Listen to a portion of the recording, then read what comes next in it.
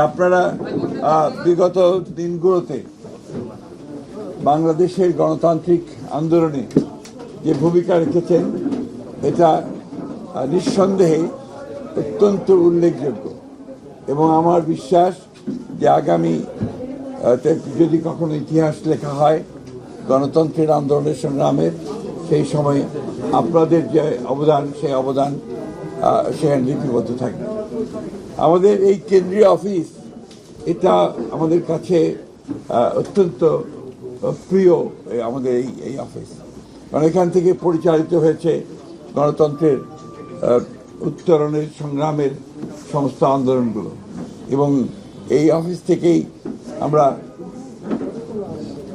আমাদের নেত্রী দেশনেত্রী বেগম খালেদা জিয়া যিনি আমাদেরকে ছেড়ে চলে গেছেন তার নেতৃত্বে তার সভাপতিত্বে আমরা এই অফিসের সামনে বহু সভা করেছি যেগুলো জনগণকে অনুপ্রাণিত করেছে গণতান্ত্রিক আন্দোলনে ঝাঁপিয়ে পড়ার জন্য। আজকে খুব কষ্টের সঙ্গে আমাদের স্মরণ করতে হয় যে আমাদের সেই মহান নেত্রী যিনি আমাদের বাংলাদেশের সামগ্রিক গণতান্ত্রিক আন্দোলনে সবচেয়ে বড় ভূমিকা রেখেছেন, নেতৃত্ব দিয়েছেন এবং গণতন্ত্রকে আমরা ফিরে পেয়েছি বারবার। 91 সালে সেই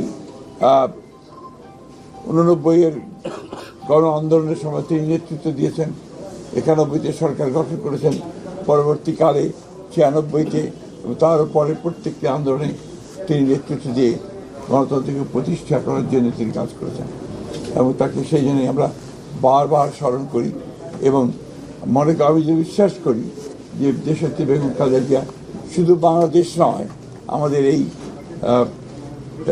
এশিয়া প্যাসিফিক অঞ্চলে গণতন্ত্রকে প্রতিষ্ঠার জন্য যে সমস্ত নেতারা নেতৃত্ব দিয়েছেন তাদের মধ্যে নিঃসন্দেহে অন্যতম। আমরা তার চাই যে আল্লাহ তাআলার কাছে প্রার্থনা করি যে তাকে যেন বেহেশত নসিব করা হয়, তার রুহের মাগফিরাত কামনা করি। আমরা এখন নতুন এক বাংলাদেশের জন্য কাজ করছি, স্বপ্ন দেখছি।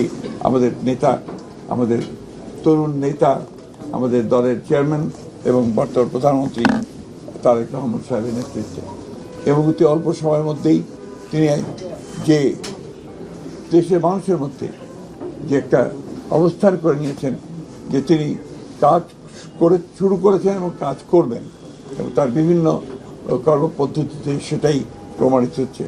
আমরা বিশ্বাস করি, আশা করি যে বাংলাদেশ জাতীয়তাবাদী দল তার নেতৃত্বে আরও শক্তিশালী হয়ে উঠবে এবং এই সরকার যে সরকার গঠন করা হয়েছে তার নেতৃত্বে সেই সরকার সফল হবে বাংলাদেশকে তার ইপ্সিত লক্ষ্যে নিয়ে যেতে এবং সত্যিকার অর্থেই একটা সুখী সমৃদ্ধ বাংলাদেশ গড়ে তুলবে, যা আমাদের প্রতিষ্ঠাতা শহীদ প্রেসিডেন্ট জিয়াউর রহমানের আমাদের লক্ষ্য ছিল।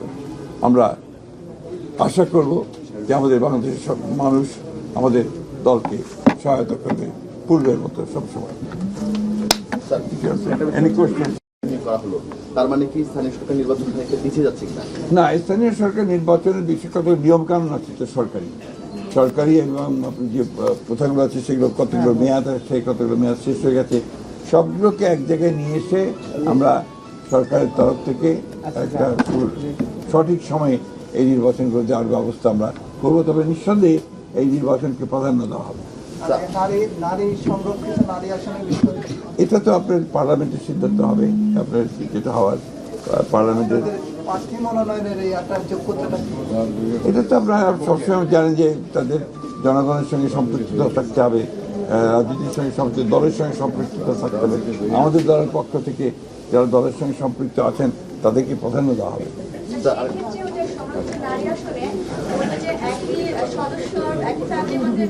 কিছু বলা যাবে না, আমি সেরকম কোনো সিদ্ধান্ত হয়নি। আরেকটা বিষয় হচ্ছে অনেক জায়গায় আওয়ামী লীগের অফিসগুলো খোলা আমরা চাইনি এবং আমরা যেহেতু আপনার আইনগতভাবে বলা আছে যে তাদের কার্যক্রম নিষিদ্ধ, সেইভাবেই এটাকে দেখা হবে সব জায়গায়। জি, আর কিছু এনিথিং এলস? Thank you. জায়গা দেন।